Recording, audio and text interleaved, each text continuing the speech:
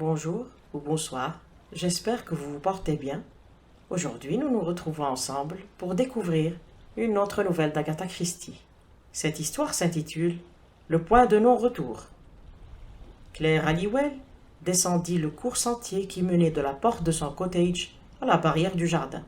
À son bras gauche, elle portait un panier, et dans ce panier, il y avait une bouteille de soupe, de la confiture maison et quelques grappes de raisin. On ne comptait pas beaucoup de miséreux dans le petit village de Damer's End, mais on s'y occupait, assidûment, de ceux qui étaient dans le besoin.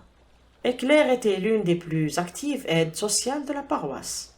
Claire Halliwell avait 32 ans, un port élancé, un teint respirant la santé et de jolis yeux marrons. Elle n'était pas belle, mais charmante, pleine de fraîcheur et très anglaise. Tout le monde l'appréciait et la jugeait brave fille. Depuis la mort de sa mère 2 ans plus tôt, elle vivait seule au cottage en compagnie de son chien, Rover. Elle élevait des volailles, raffolait des animaux, et ne jurait que par la bonne vie saine au grand air. Comme elle levait le loquet de la barrière, un petit cabriolet automobile à 2 places passa en trombe, et la conductrice, une fille coiffée d'un chapeau rouge, lui fit un grand bonjour de la main. Claire lui rendit son salut, mais ses lèvres s'étrécirent pour un temps. Elle ressentait ce serrement de cœur qui l'étreignait à chaque fois qu'elle apercevait Vivian Leigh, la femme de Gérald. La ferme manoir de Maidenham, qui se dressait à 1,5 kilomètre du village, appartenait au Leigh depuis des générations. Sir Gérald Leigh, l'actuel propriétaire des lieux, paraissait plus vieux que son âge, et nombreux étaient ceux qui le jugeaient guindé. Mais ses manières contraintes lui servaient en fait à dissimuler une bonne dose de timidité.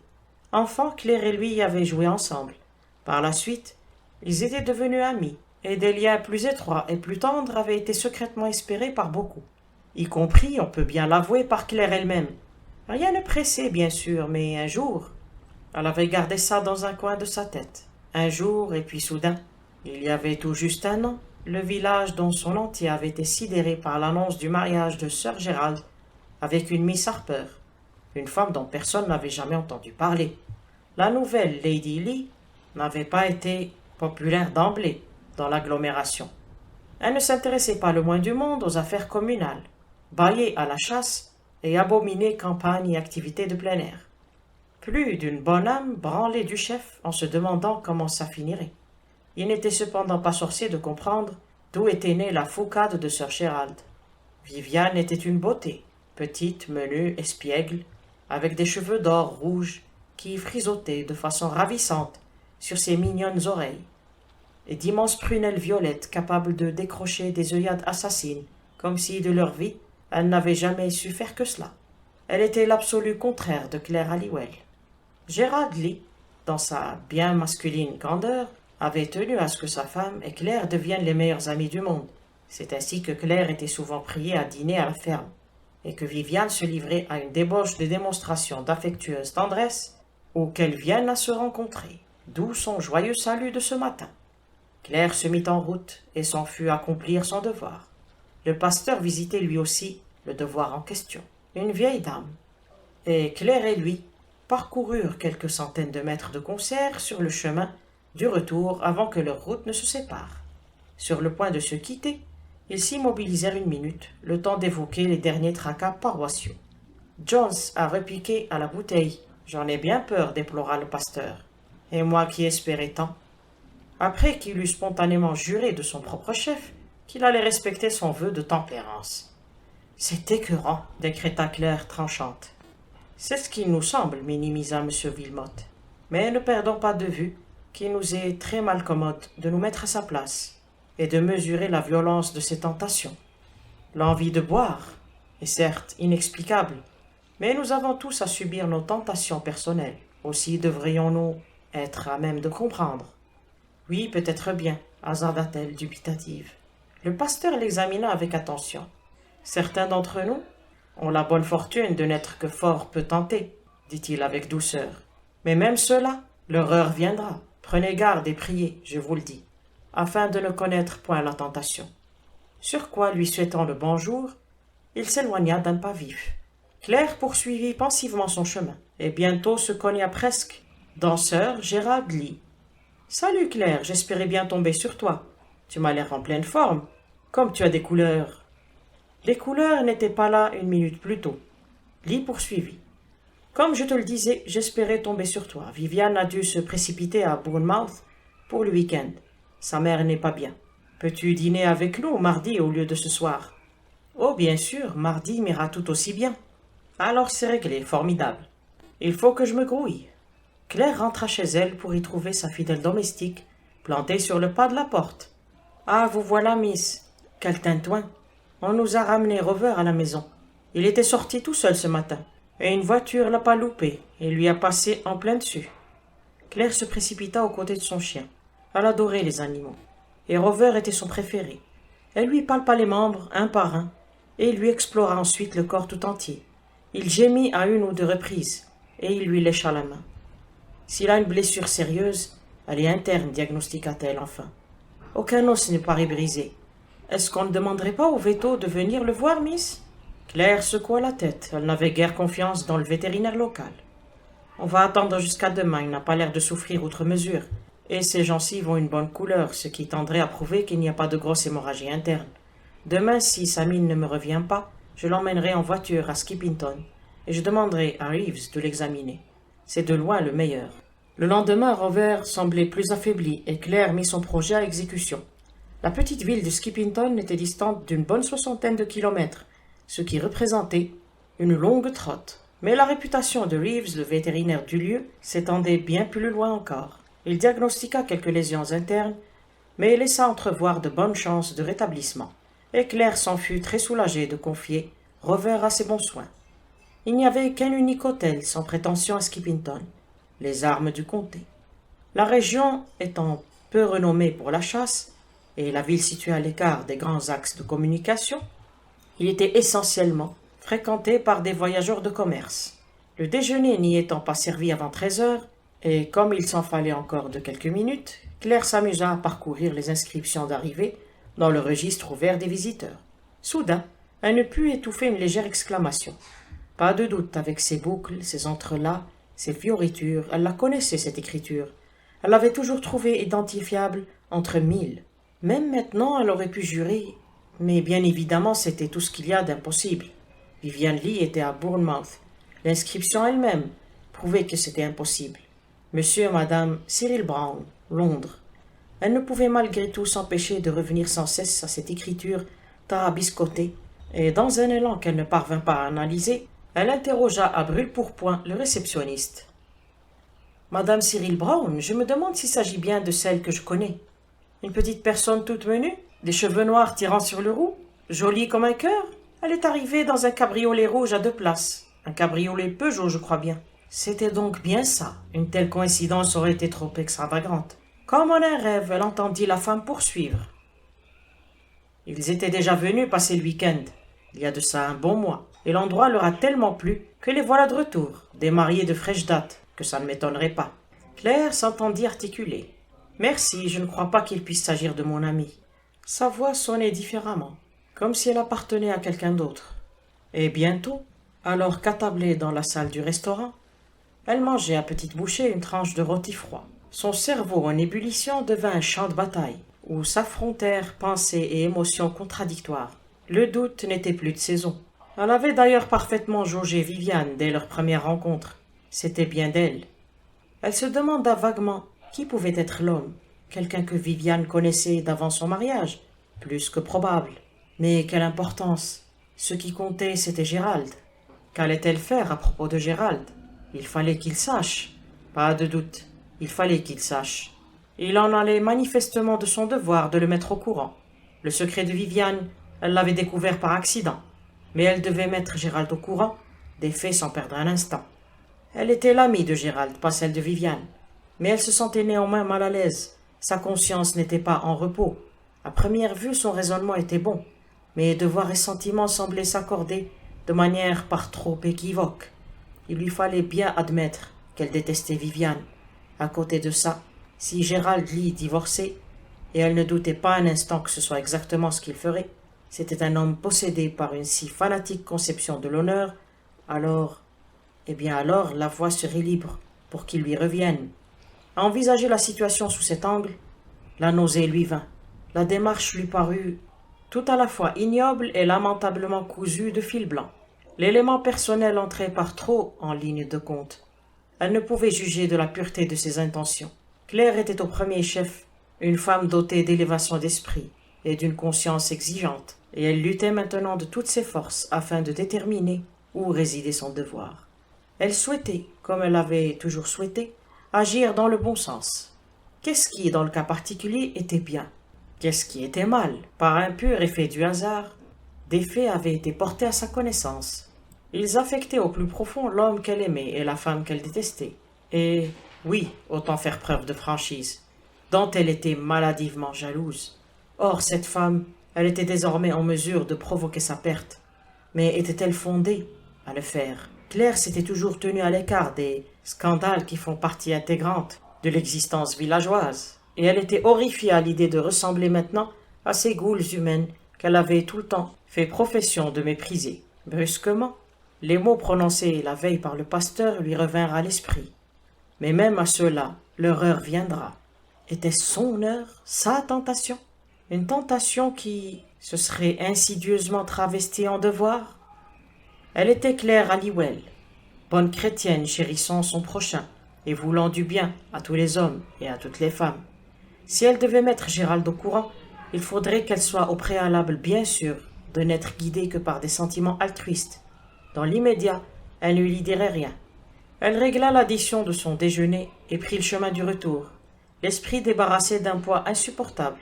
Elle se sentait même plus heureuse qu'elle ne l'avait été depuis longtemps, ravie d'avoir trouvé en elle la force de résister à la tentation, de ne rien faire d'indigne ni de mesquin.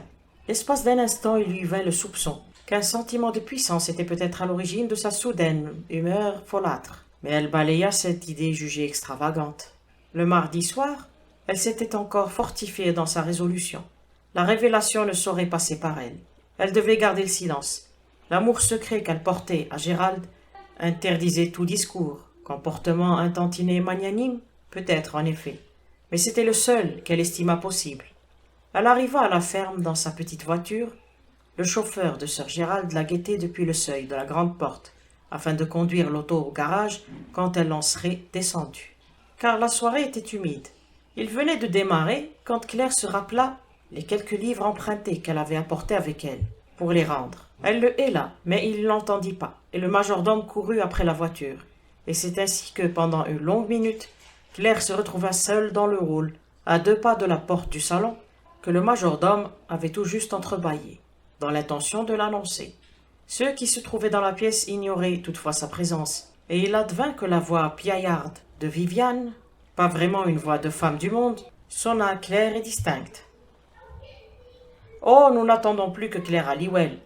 Vous devez la connaître, elle habite le village. Elle était censée figurer au nombre des beautés du cru, mais elle est hélas tragiquement dépourvue du moindre sex-appeal. Elle a fait l'impossible pour mettre le grappin sur Gérald, mais merci bien, très peu pour lui. Et en réponse à un murmure de protestation de son mari, « Oh que si, tu as pu ne pas t'en apercevoir, mais elle s'était démenée comme une perdue, pauvre Claire. Une brave fille, mais tellement laissée pour compte. » Le visage de Claire devint d'une pâleur mortelle, et ses mains se crispèrent dans un spasme de fureur tel qu'on n'en avait jamais connu. À ce moment-là, elle aurait pu tuer Viviane Lee, et ce ne fut qu'au prix d'un effort physique surhumain qu'elle parvint à recouvrer son contrôle d'elle-même. Ça est la pensée à demi consciente qu'elle tenait de quoi faire payer à Viviane la cruauté de ses propos. Le majordome était revenu avec les livres. Il ouvrit la porte, l'annonça, et l'instant d'après elle saluait une bruissante assemblée avec les manières enjouées qui lui étaient coutumières. Viviane, exquise, moulée dans une robe du soir lit de vin, qui mettait en valeur sa blanche fragilité, se montra particulièrement tendre et démonstrative. Il ne voyait pas Claire moitié autant qu'il l'aurait voulu. Elle, Viviane, allait apprendre à jouer au golf, et il fallait que Claire l'accompagne sur les links. Gérald aussi se montra attentif et charmant, bien qu'il ne soupçonnât pas un instant qu'elle ait pu surprendre les paroles de sa femme. Il n'en éprouvait pas moins confusément le besoin de se les faire pardonner. Il aimait beaucoup Claire, et il aurait bien voulu que Viviane s'abstienne de commentaires aussi regrettables. Claire et lui avaient été amis intimes, rien de plus. Et s'il éprouvait tout au fond de lui un léger malaise quant à la façon dont il jonglait un peu trop avec la vérité, pour ce qui est de cette dernière assertion, il s'empressa de le chasser. Après dîner, on en vint à parler des chiens, et Claire raconta l'accident de Rover. Ensuite, elle guetta de propos délibérés un blanc dans la conversation pour préciser. Ce qui fait que samedi, je l'ai emmené à Skippington. Elle entendit le soudain tintement qu'émit la tasse à café de Viviane, en rencontrant trop brusquement sa soucoupe, mais ne regarda pas dans la direction de la jeune femme. Pas encore. Pour le montrer aux femmes Reeves? Oui, je pense qu'il va le tirer de là. Après quoi j'ai déjeuné aux Armes du Comté, un petit hôtel-restaurant très correct, ma foi. Elle se tourna vers Viviane. Y êtes-vous déjà descendu? S'il y était encore resté quelques doutes, ils s'envolèrent. La réponse de Viviane fusa dans un balbutiement hâtif. Moi? Oh, oh, non, non. La peur se lisait dans ses yeux. Ils en étaient écarquillés. Ils en avaient viré au noir quand ils croisèrent ceux de Claire. Le regard de Claire ne leur dit rien en retour. Il était calme, scrutateur. Nul n'aurait pu rêver les flots de volupté qu'il dissimulait. À ce moment-là, Claire pardonna presque à Viviane les mots surpris plus tôt dans la soirée. Elle savourait en cet instant une sensation d'absolu pouvoir qui lui faisait presque tourner la tête. Elle tenait Viviane Lee dans le creux de sa main. Le lendemain, elle reçut une lettre de l'autre. Claire accepterait-elle de venir prendre le thé avec elle cet après-midi même? Claire refusa. Sur quoi Viviane vint chez elle, à 2 reprises. Elle se présenta à des heures où on était généralement certain de trouver Claire à la maison. La première fois, Claire était réellement sortie. La seconde, elle fila par la porte de service quand elle aperçut Viviane qui remontait l'allée. Elle en est encore à se demander si je sais la vérité ou pas, se dit-elle. Elle veut en avoir le cœur net, sans se compromettre. Mais pas question. Pas avant que je ne sois prête.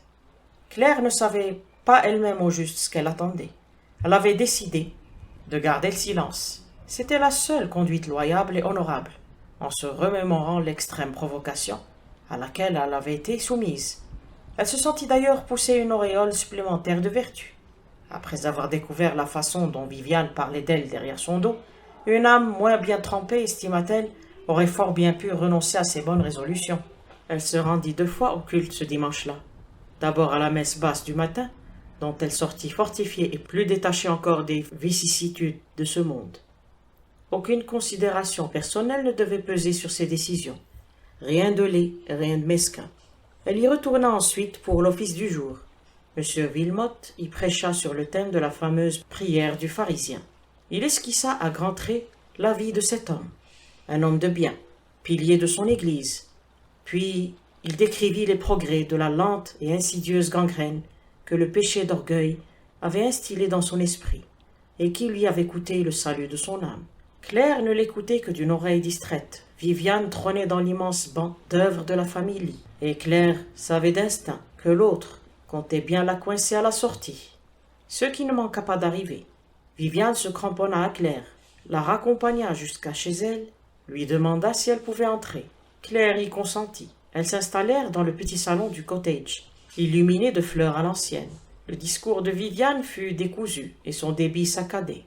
« J'ai passé le dernier week-end à Bournemouth, vous savez, ne tarda-t-elle pas à signaler. C'est ce que m'a appris Gérald, commenta Claire. Elles se mesurèrent du regard. Viviane paraissait aujourd'hui presque laide.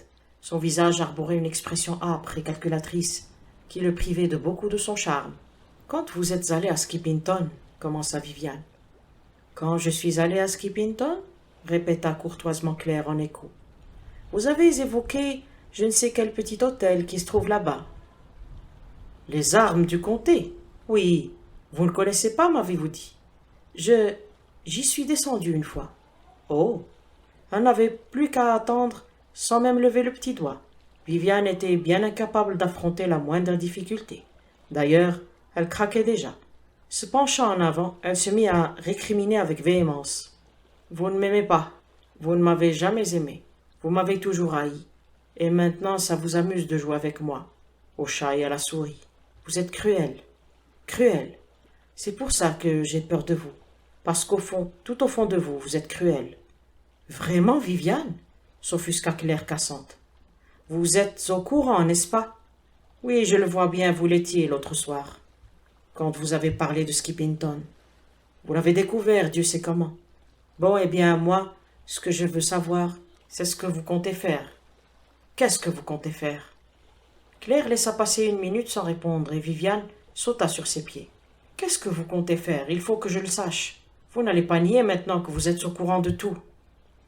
Je n'ai aucune intention de nier quoi que ce soit, répliqua froidement Claire. Vous m'avez vu là-bas ce jour-là? Non, j'ai remarqué votre écriture dans le registre des entrées.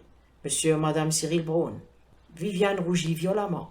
Depuis lors, poursuivit Claire, placide, je me suis livré à quelques recherches. J'ai découvert que vous n'étiez pas allé à Bournemouth ce week-end-là. Votre mère ne vous a jamais envoyé chercher. La même chose, rigoureusement la même, s'était déjà produite, quelques 6 semaines plus tôt. Viviane se laissa retomber sur le canapé. Elle éclata en sanglots frénétiques, les sanglots d'une gamine épouvantée. Qu'est-ce que vous allez faire? Octa-t-elle. Vous allez tout raconter à Gérald? Je ne sais pas encore, susurra Claire. Elle se sentait calme, omnipotente. Se redressant, Viviane repoussa les boucles cuivrées qui lui cascadaient sur le front. Vous voudriez que je vous donne tous les détails? J'imagine que ce serait aussi bien. Viviane déballa toute l'histoire sans la moindre réticence. Cyril Braun n'était autre que Cyril Haviland, jeune ingénieur auquel elle avait été préalablement fiancée. Il avait eu des ennuis de santé, avait perdu son travail et, de fil en aiguille, ne s'était pas gêné pour plaquer une Viviane sans le sou au profit d'une veuve richissime qui aurait pu être sa mère et qu'il s'était empressé d'épouser. Peu après, Viviane avait convolé en juste noces avec Gérald Lee. Elle avait un beau jour revu Cyril, par le plus grand des hasards. Ça avait été la première de nombreuses rencontres à venir.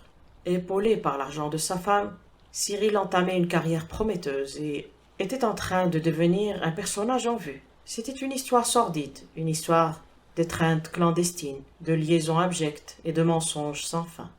Je suis tellement amoureuse de lui, répétait Viviane, à n'en plus finir avec des trémolos dans la voix. Et à chaque fois l'expression m'était claire au bord de la nausée.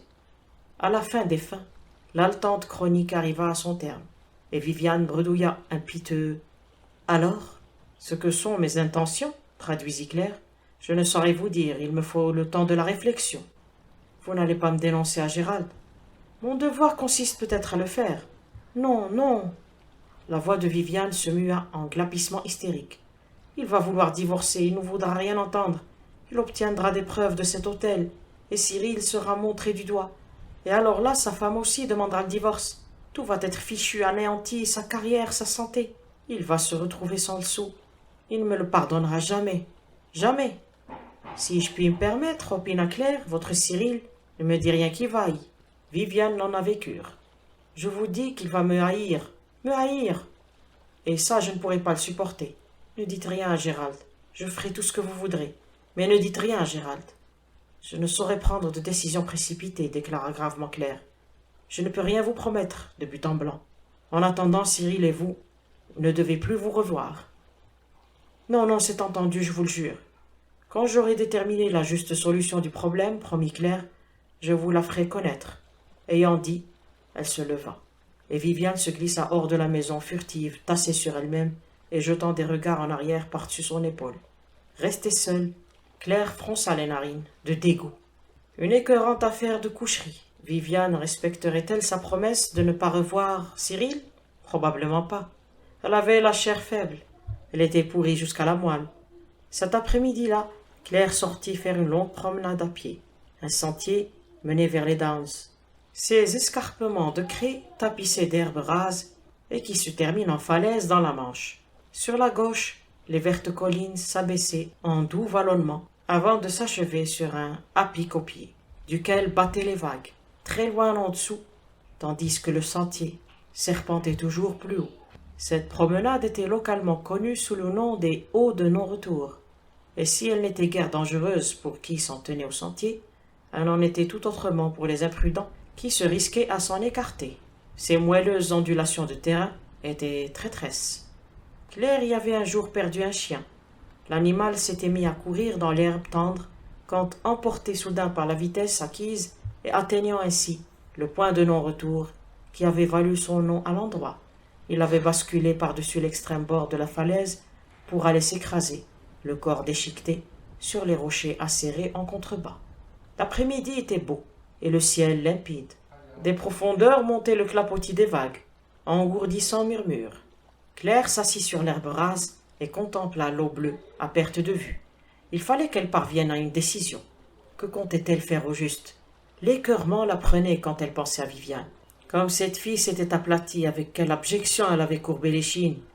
Claire sentit le mépris la submerger. Aucun mordant, pas le moindre cran. Néanmoins, quelle que soit l'hostilité qu'elle nourrissait à son endroit, Claire résolut de continuer à l'épargner dans l'immédiat. Quand elle rentrerait à la maison, elle lui enverrait un mot pour lui dire que, sans pouvoir honnêtement présager de l'avenir, elle avait décidé de garder le silence pour l'instant.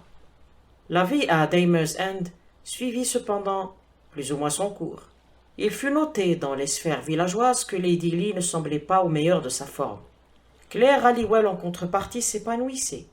Elle avait l'œil le plus brillant, portait plus haut la tête, et tout, dans son comportement, trahissait un regain d'assurance et de sûreté de soi.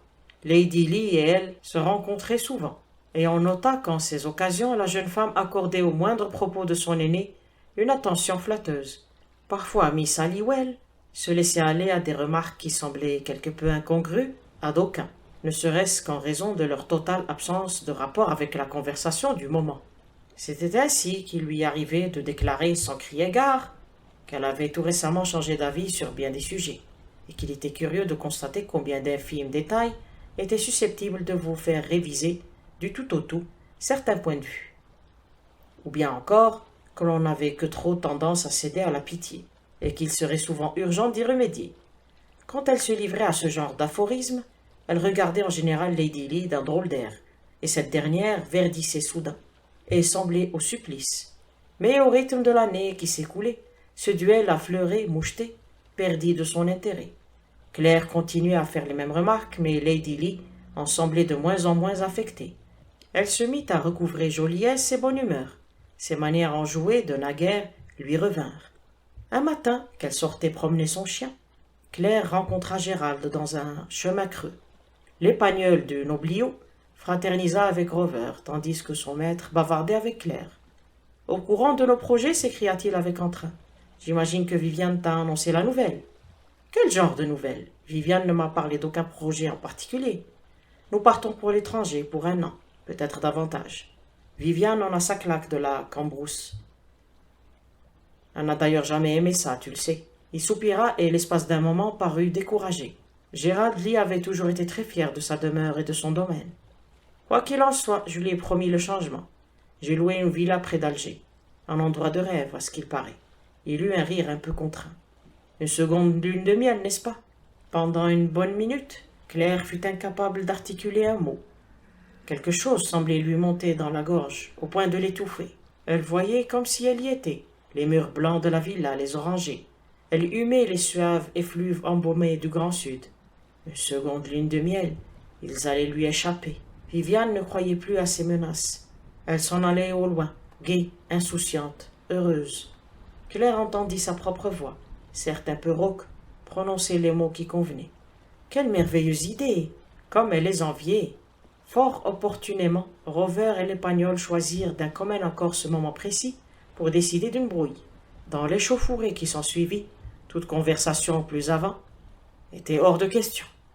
Cet après-midi-là, Claire s'assit à sa table et rédigea un mot à l'intention de Viviane, ayant une communication de la plus grande importance à lui soumettre.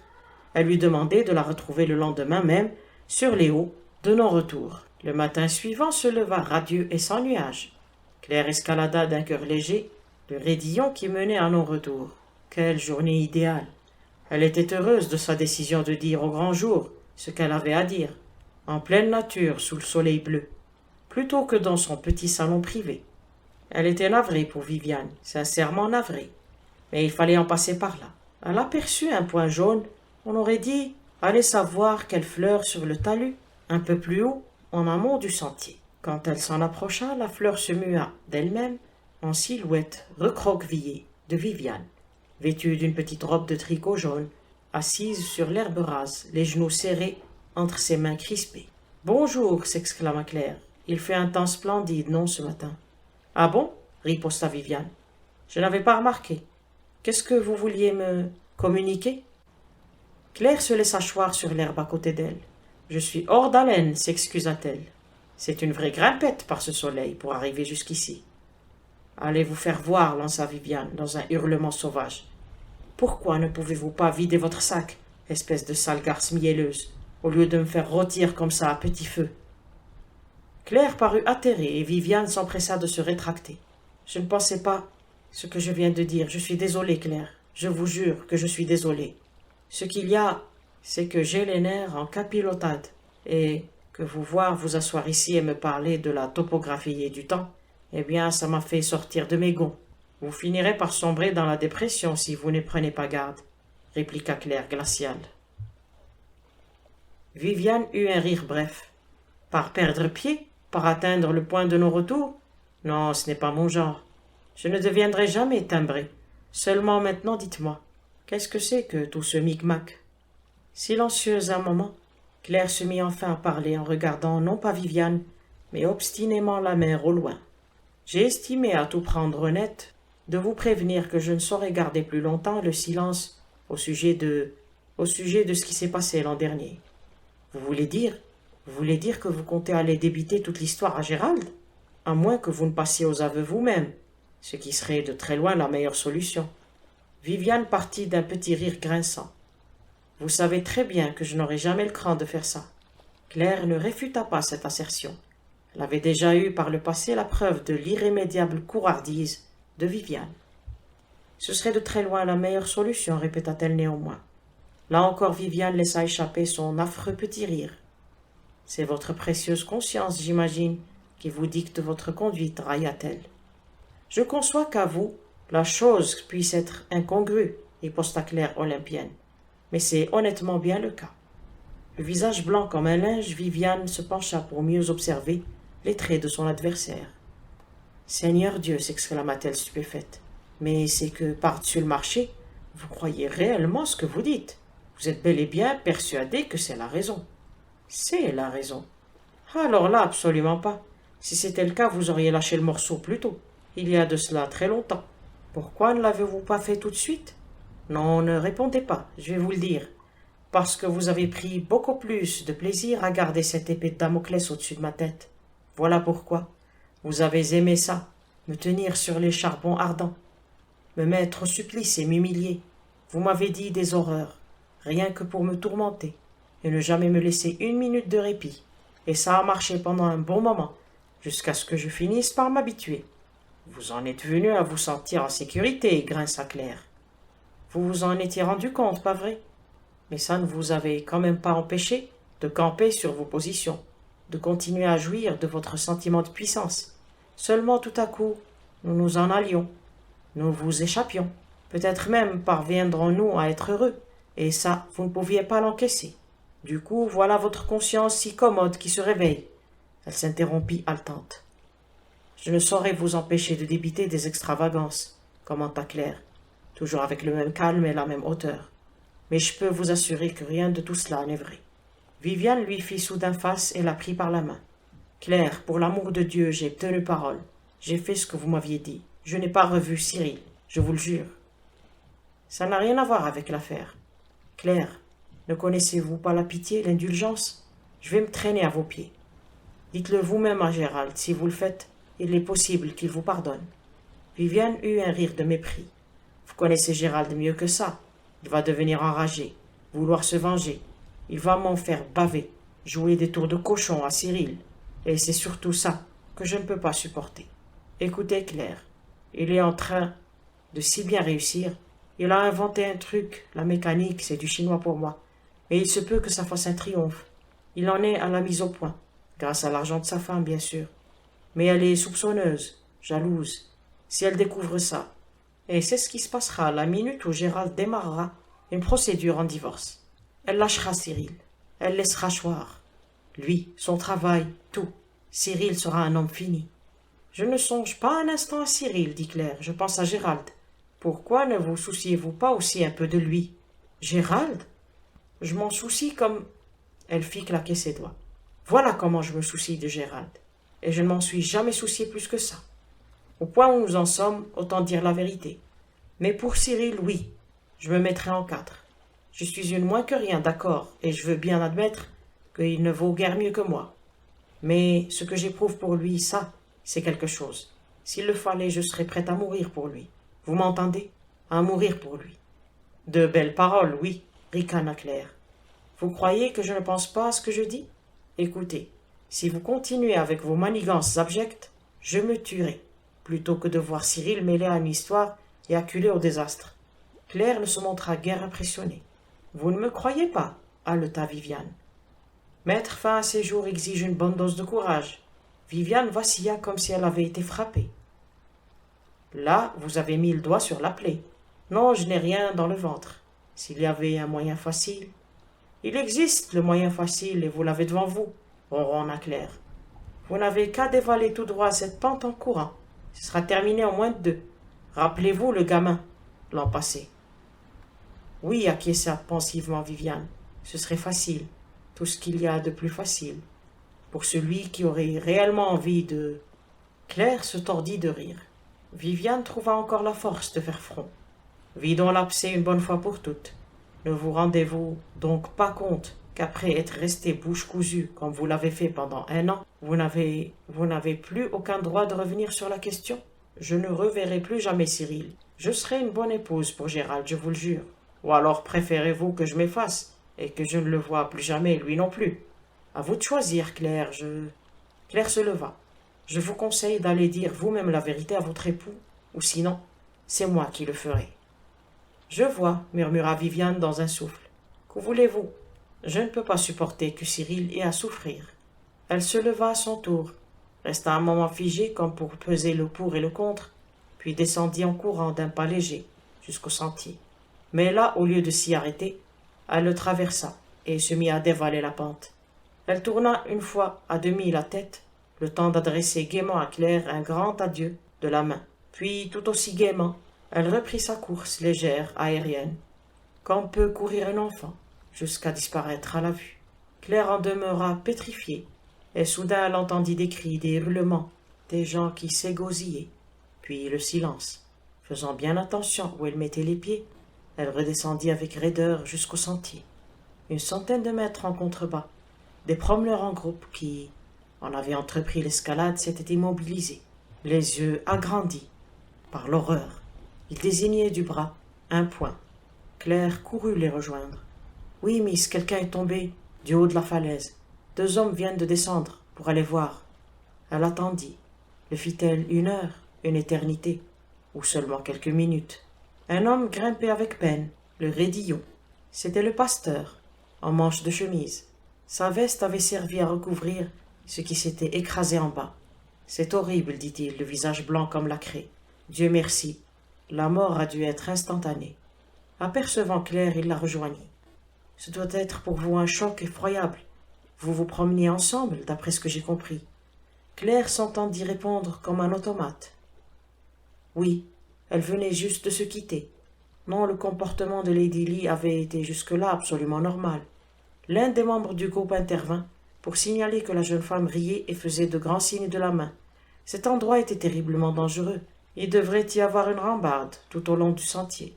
Le pasteur éleva de nouveau la voix. « C'est un accident, oui. C'est indubitablement un accident. » Et là, brusquement, Claire hennit de rire, d'un rire rauque, enroué, que la falaise renvoya en écho. « C'est un foutu mensonge, éructa-t-elle, l'écume aux lèvres. C'est moi qui l'ai tué. » Elle sentit quelqu'un lui tapoter l'épaule, entendit une voix lénifiante. « Allons, allons, remettez-vous. Vous vous sentirez mieux sous peu. » Mais Claire ne se sentit pas mieux sous peu. Elle ne se sentit plus jamais mieux, du tout. Elle persista dans son aberration, forcément une aberration, car 8 personnes au moins avaient assisté à la scène, qui consistait à prétendre qu'elle avait tué Viviane Lee. Elle fut malheureuse comme les pierres jusqu'à ce que l'infirmière Lauriston la prenne en charge. L'infirmière Lauriston obtenait des résultats remarquables avec les dérangés mentaux. Il ne faut pas les contrarier, les pauvres bougres, aimait-elle à répéter avec bonhomie. Elle confia à Claire qu'elle était gardienne à la prison de Pentonville. La condamnation de Claire, lui expliqua-t-elle, venait d'être commuée en réclusion criminelle à vie. Une chambre fut transformée en cellule. « Et maintenant, je crois que nous allons nous sentir tout à fait heureuses et contentes, » déclara l'infirmière Lauriston. au médecin. Des couteaux à bourron, si vous y tenez, docteur. Mais je ne crois pas qu'il faille le moins du monde craindre un suicide. Ce n'est pas le genre. Beaucoup trop égocentrique. C'est drôle que ce soit ceux-là qui franchissent le plus facilement le point de non-retour. Fin. Tant que brillera le jour. La forte cahotait d'ornière en ornière, et le soleil d'Afrique écrasait impitoyablement tout sous sa chaleur de plomb. De part et d'autre de la prétendue route s'étirait un fouillis d'arbres et de végétation rabougrie que rien ne venait interrompre, et dont les ondulations molles d'un vert éteint, nuancé de jaune, se poursuivaient inlassablement, aussi loin que portait le regard, contribuant ainsi à l'impression d'étrange torpeur et d'immobilité de toute la nature. Peu d'oiseaux se risquaient à troubler le silence de ce monde assoupi. Un serpent avait à un moment donné traversé la piste en ondulant quasiment sous les roues de la voiture, échappant aux velléités d'extermination du chauffeur avec une sinueuse aisance. Un peu plus tard, un autochtone était sorti de la brousse, infiniment digne et droit comme un i, escorté d'une femme portant un enfant étroitement arrimé sur son large dos, et en un somptueux équilibre sur sa tête, tous les biens matériels du ménage, jusque et y compris la poêle à frire. Tout cela, Georges Crozier n'avait pas manqué de le signaler à sa femme, laquelle lui avait chaque fois répondu par des monosyllabes, avec un désintérêt et une absence d'attention qu'il avait hérité. Toujours en train de penser à ce type, en avait-il déduit furieux.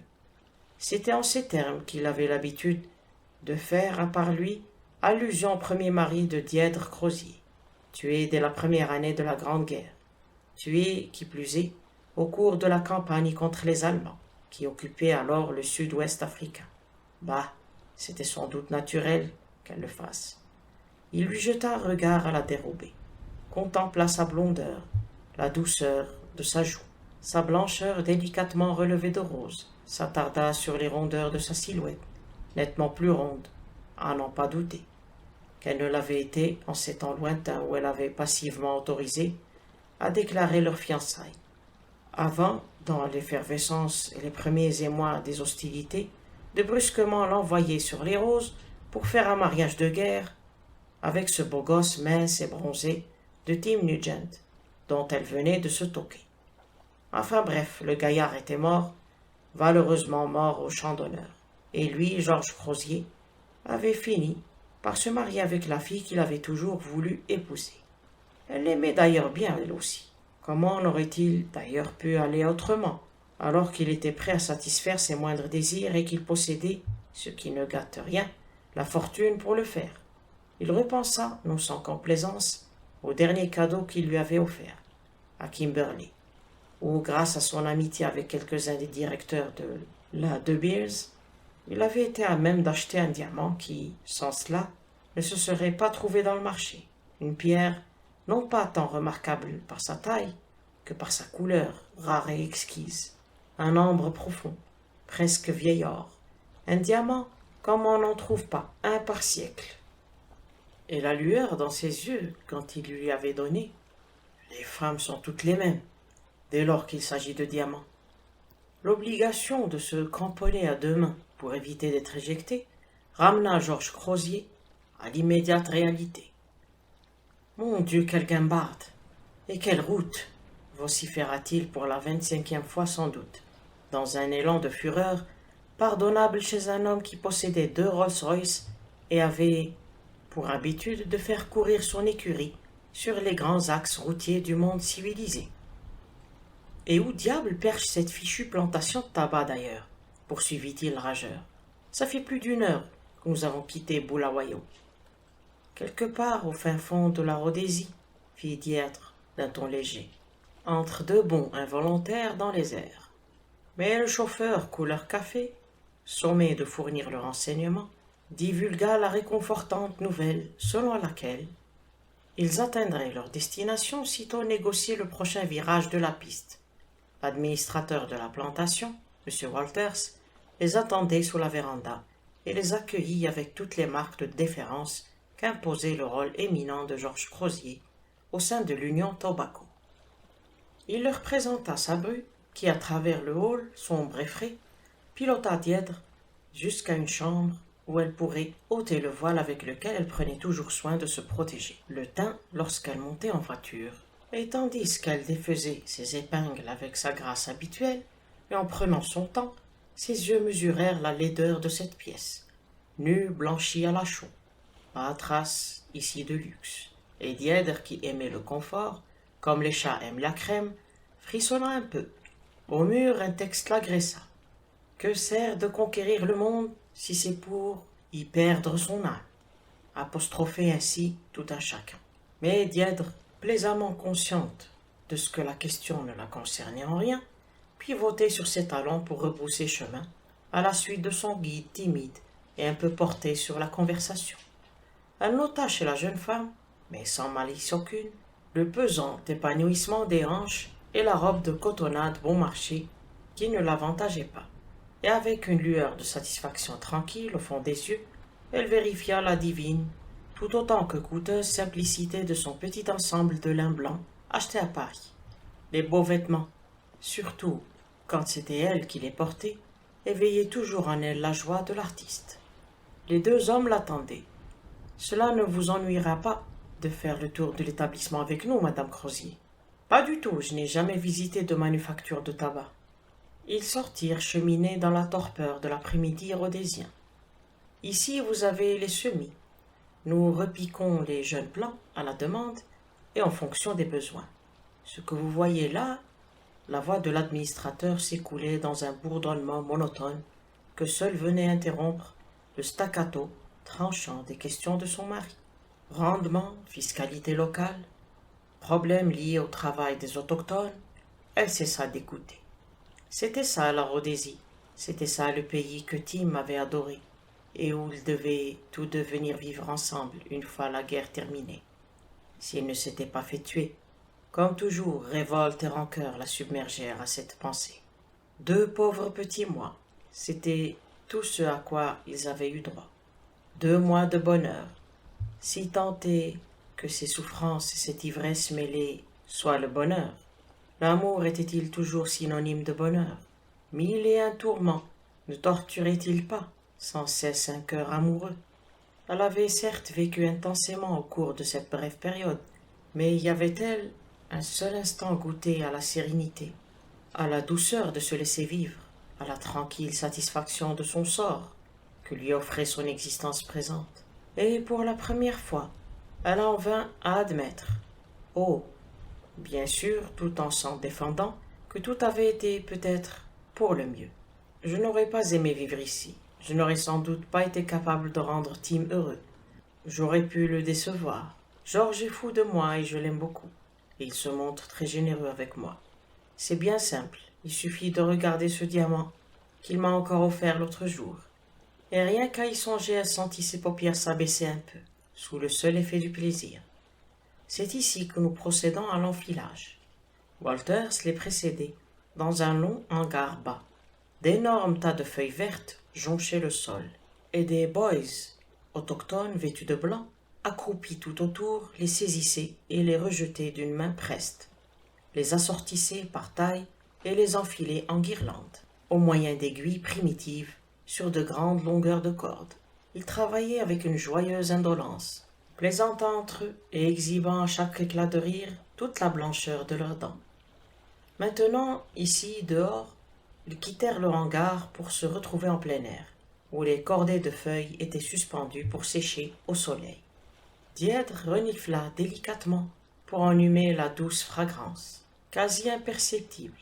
Walters les vit entrer dans une succession d'autres hangars où le tabac décoloré, jauni par son exposition au soleil, subissait les divers stades de traitement ultérieurs.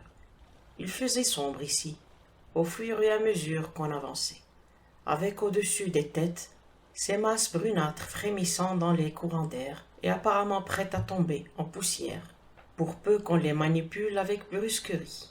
L'odeur aussi était plus forte, presque suffocante, sembla-t-il à Dièdre, et brusquement une sorte de terreur l'envahit, une peur d'elle ne savait quoi, mais qui la fit se précipiter hors de cette pénombre irrespirable et menaçante, pour retrouver la lumière du jour.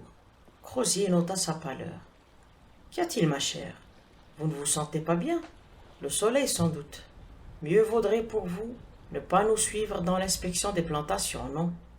Walter s'empressa. Madame Crosier ferait mieux de regagner la maison pour y prendre un peu de repos. Il héla un individu qui se trouvait à quelque distance et fit les présentations. Monsieur Arden, Madame Crosier.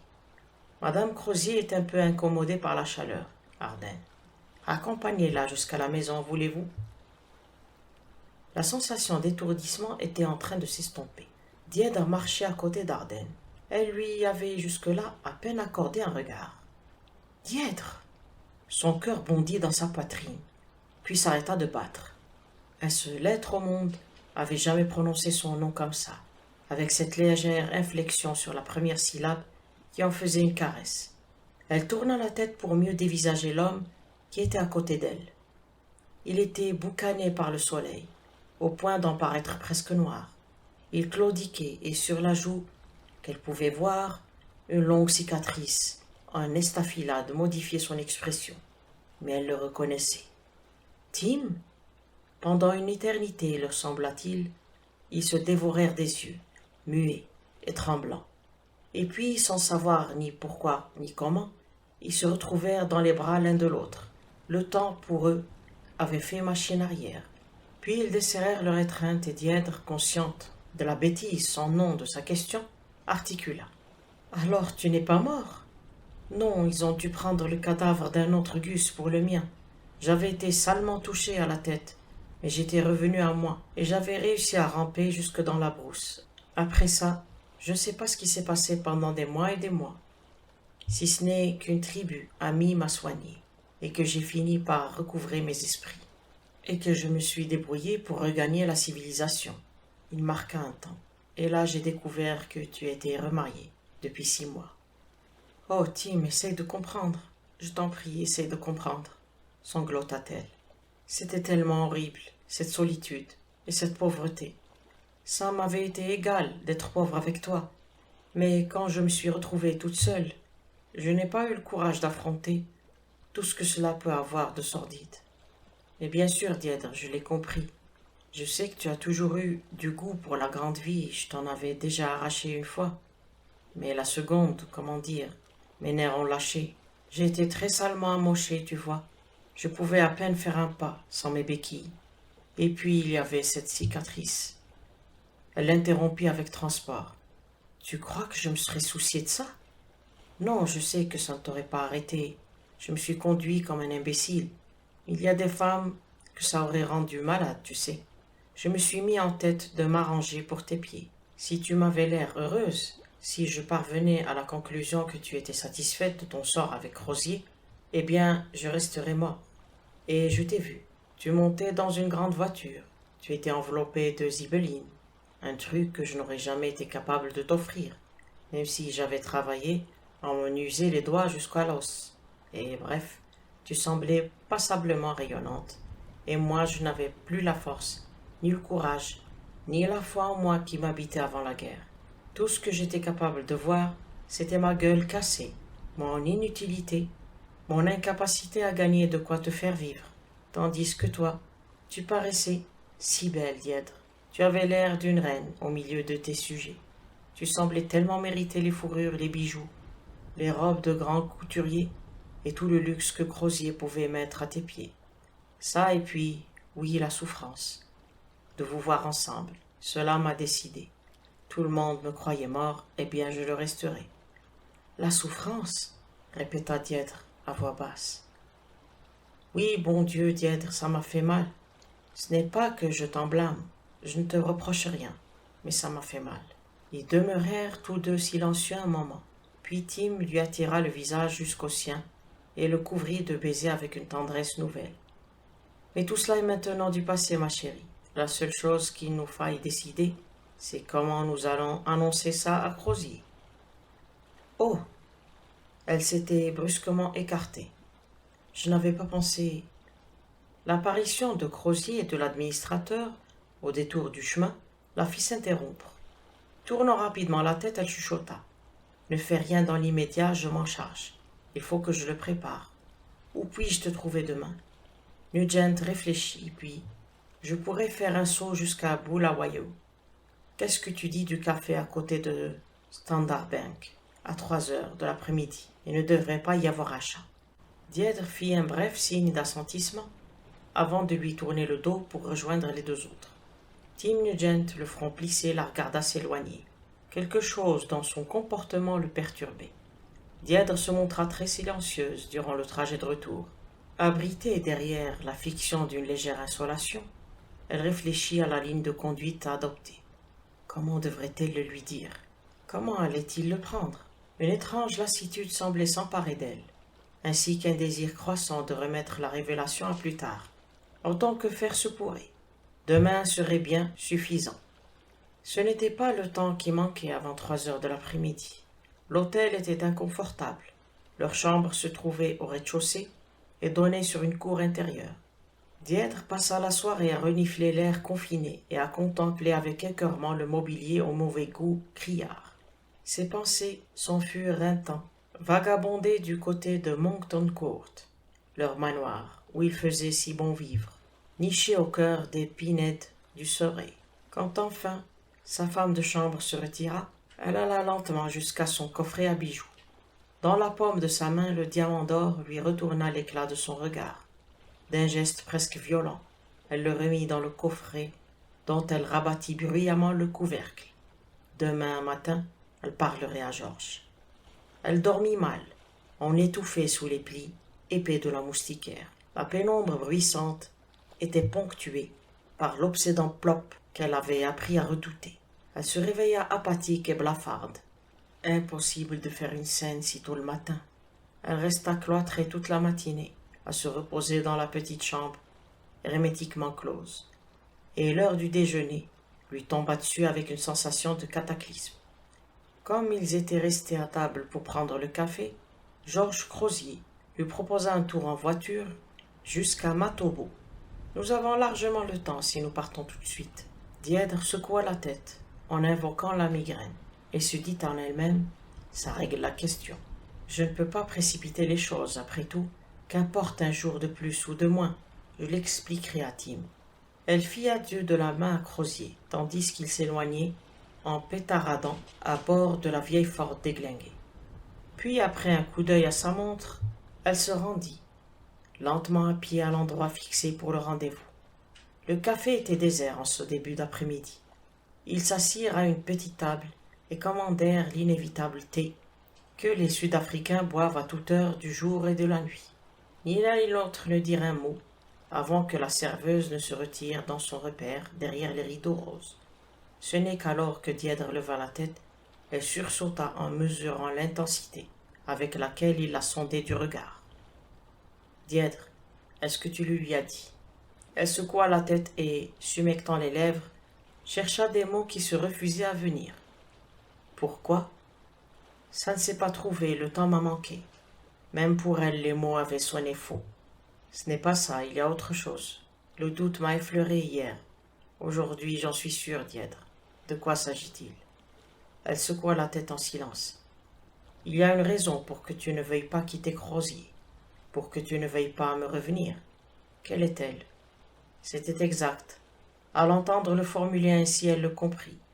Le comprit et en éprouva une honte dévastatrice, mais sans non plus que le doute soit permis. Et cependant les yeux de Tim continuaient de la sonder jusqu'au tréfonds. Ce n'est pas que tu l'aimes, tu n'éprouves rien pour lui, mais il y a néanmoins quelque chose. Encore 2 secondes et il va le découvrir, se dit-elle. Oh mon Dieu, ne le laissez pas faire. Brusquement, il blêmit. Deirdre, est-ce parce que tu attends un enfant? En un éclair, elle entrevit la chance qu'il venait de lui offrir. Quelle merveilleuse porte de sortie. Lentement, presque sans même consciemment le vouloir, elle courba la tête. Elle entendit sa respiration soudain oppressée, puis sa voix, haussée d'un ton étendu à craquer. Voilà qui change la face des choses. Je ne pouvais pas le savoir. Il va falloir que nous trouvions une issue bien différente. Il se pencha en travers de la table et lui en serra les deux mains dans les siennes. Deirdre, ma chérie, ne va jamais penser, ne va jamais imaginer que tu puisses être en quelque façon que ce soit à blâmer. Quoi qu'il puisse arriver, souviens-t'en, j'aurais dû revendiquer mes droits sur toi quand je suis retourné en Angleterre, mais je me suis dégonflé. Aussi est-ce à moi de faire maintenant ce que je pourrai pour que les choses rentrent dans l'ordre, tu comprends? Quoi qu'il arrive, ne te ronge pas les sangs, ma chérie. Rien n'a été de ta faute. Il lui leva une main, puis l'autre jusqu'à ses lèvres. Ensuite de quoi, elle se retrouva seule, les yeux rivés sur la tasse de thé, à laquelle elle n'avait pas touché. Et bizarrement, elle y voyait qu'une chose, un texte en lettres lumineuses et clinquantes, accroché à un mur blanchi à la chaux. Les mots semblaient jaillir du cadre, comme pour mieux se jeter à sa tête en vociférant. Que sert de conquérir le monde?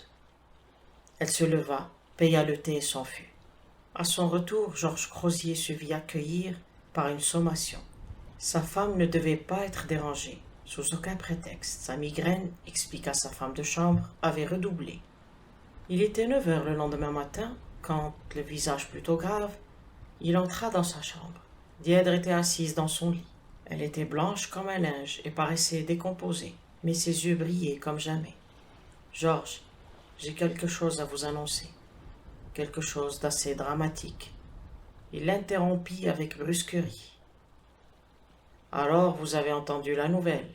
J'avais peur qu'elle vous cause un choc. »« Qu'elle me cause un choc? À moi? » ?»« Oui, après tout, vous lui avez parlé l'autre jour, à ce pauvre garçon. Il la vit porter la main à son cœur, battre soudain des paupières. Puis elle lui lança d'une voix rauque pressante et qui, sans qu'il sache trop pourquoi, l'épouvanta. « Je n'ai rien entendu.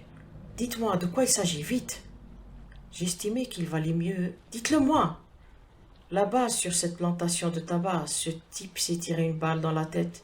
Il avait été salement amoché à la guerre. Il devait avoir les nerfs en capilotade, j'imagine. Il n'y a pas d'autre raison pour expliquer qu'il ait fait ça. Il s'est tué dans ce hangar sombre où était suspendu le tabac. Elle en parlait comme d'un fait avéré, comme si, avec son regard de somnambule, elle voyait là, devant elle, au cœur de cette pénombre, à l'odeur suffocante, son cadavre étendu, revolver encore à la main. Et oui, c'est bien ça. C'est là où vous vous étiez senti mal, avant-hier. C'est quand même bizarre, ces trucs-là. Deirdre ne répliqua pas. Elle voyait une autre image. Une table avec tout ce qu'il fallait pour prendre le thé. Et une femme courbant la tête, comme pour mieux confirmer un mensonge. Que voulez-vous? Ce n'est pas pour dire, mais cette guerre a été cause de bien des maux. Énonça doctement Crozier, en attrapant son briquet et en allumant sa pipe à petites bouffées précautionneuses. Le hurlement de sa femme le fit sursauter. « Oh, arrêtez, arrêtez, je ne peux pas supporter cette odeur. » Il la couva d'un regard benoîtement étonné. « Ma chère petite, ne vous montrez pas hystérique, après tout. Vous ne pourrez jamais échapper à l'odeur du tabac. Vous la rencontrerez partout. » « Oui, c'est vrai, partout. » Ses lèvres s'étirèrent en un lent sourire, tordu par la douleur, et elle murmura des mots qu'il ne saisit pas, les mots qu'elle avait autrefois choisis pour la notice nécrologique de Tim Nugent. « Tant que brillera le jour, je me souviendrai, et au plus noir de la nuit, je n'oublierai pas. » Ses yeux s'écarquillèrent à suivre l'ascension de la spirale, de la fumée, et répéta d'une voix basse et monocorde, partout, partout. Fin. L'histoire s'intitule Fleur de Magnolia. Sous l'horloge de Victoria Station, Vincent Easton attendait. De temps à autre, il levait les yeux vers l'horloge, mal à l'aise en se disant « Combien d'hommes avant moi ont-ils attendu ici une femme qui ne venait pas ?» Brusquement, une vive angoisse lui étreignit le cœur. Et si Théo ne venait pas? Si elle avait changé d'avis, ce serait bien typique d'une femme. Est-il sûr d'elle? A-t-il jamais été sûr d'elle? Au fond, Sait-il la moindre chose à son sujet? Ne l'a-t-elle pas toujours intrigué depuis le début? Il y a deux personnages en elle, la femme charmante et rieuse, épouse de Richard Darrel, et puis l'autre, silencieuse, pleine de mystère, qui s'est promenée à ses côtés dans les jardins de Haymarsh Close. Une fleur de magnolia. Voilà ce qu'elle évoque pour lui. Sans doute parce que c'est sous un magnolia qu'ils ont savouré leur premier baiser, aussi délicieux qu'incroyable. L'air fleurait le parfum sucré du magnolia, et 2 ou 3 pétales s'étaient détachés, veloutés et odorants, pour se poser sur ce visage qui se tournait vers lui, aussi crémeux, aussi doux et silencieux que fleur de magnolia, exotisme, senteur et mystère. Cela remontait à 15 jours, ce n'était que la 2e fois qu'il la rencontrait seul à seul. Et là, il attendait qu'elle le rejoignît pour toujours. De nouveau l'incrédulité le transperça. Elle ne va pas venir. Comment peut-il y avoir cru? Elle devait renoncer à tant de choses. Il est inimaginable que la belle Madame Darrel puisse faire cela sans éclat. On en ferait immanquablement des gorges chaudes, et le scandale serait tel qu'il ne parviendrait jamais à le faire oublier complètement. Il existe des moyens mieux indiqués, plus efficaces, de faire ce genre de choses. Un divorce discret, par exemple. Mais il n'avait pas songé une seconde à cela. Lui, du moins, n'y avait pas songé. Et elle, il n'a jamais rien su de ses pensées. C'est d'une façon presque timorée qu'il lui avait demandé de partir avec lui. Car que représentait-il après tout? Rien de spécial. Il n'était qu'un producteur d'oranges, comme il y en a tellement. Au Transvaal. Quelle vie avait-il à lui offrir en comparaison de l'existence brillante qu'elle menait à Londres? Mais il la désirait tellement qu'il n'avait pas pu s'empêcher de lui poser la question. Elle avait consenti très calmement, sans hésiter, ni protester, comme s'il lui avait demandé la chose la plus naturelle au monde. Demain, avait-il ajouté, tout surpris, sans y croire. Elle avait promis, de cette voix douce et brisée, qui ressemblait si peu au timbre haut et argentin dont elle usait pour les mondanités. La première fois qu'il l'avait vue, il l'avait comparée à un diamant, à un noyau de feu, étincelant qui reflétait la lumière par 1000 facettes. Mais à l'instant du premier contact, du premier baiser, le diamant s'était miraculeusement transformé en une perle aux douceurs de nuages, une perle pareille à une fleur de magnolia, d'un rose crémeux. Elle avait promis, et il attendait qu'elle tienne sa promesse. De nouveau, un coup d'œil vers l'horloge. Si elle n'arrive pas bientôt, ils vont manquer le train. Et de nouveau un remous douloureux en lui. Elle ne viendra pas. C'est évident. Quelle folie de sa part que d'y avoir cru. Qu'est-ce qu'une promesse? En rentrant chez lui, il trouvera une lettre où elle lui expliquera sa décision et protestera en disant tout ce que disent les femmes pour faire excuser leur manque de courage. La colère montait en lui, la colère et l'amertume de la déception. Tout à coup, il l'aperçut qui se dirigeait vers lui, un léger sourire aux lèvres. Elle marchait lentement, sans hâte ni nervosité, comme quelqu'un qui aurait toute l'éternité devant soi. Elle était vêtue de noir, une robe noire souple et moulante avec un petit chapeau noir qui encadrait la merveilleuse pâleur crémeuse de son visage. Il lui étreignit la main en balbutiant stupidement. « Tu es venu? Tu es quand même venu? »« Bien sûr. » Que sa voix était calme, qu'elle était calme. « Je pensais que tu ne viendrais pas, » dit-il en lâchant sa main et en respirant fort. Elle ouvrit les yeux, des yeux immenses, superbement beaux, et il y eut de la surprise, un étonnement d'enfant. « Pourquoi ?» Il ne répondit pas. Se tournant de l'autre côté, il héla un porteur qui passait. Il n'avait pas beaucoup de temps. Les minutes qui suivirent ne furent que bousculades et confusions. Enfin, ils se retrouvèrent dans leur compartiment réservé, et la grisaille du sud de Londres défilait à la fenêtre. Théodora Darrel était assise en face de lui. Enfin, elle était sienne. Il comprenait à présent à quel point il avait été incrédule jusqu'à la dernière minute. C'est qu'il n'osait pas y croire. Ce côté magique, insaisissable, qui la caractérisait, l'effrayait. Il lui semblait impossible qu'elle lui appartînt jamais. Maintenant le suspense était terminé. Le pas décisif avait été franchi. Il la regarda.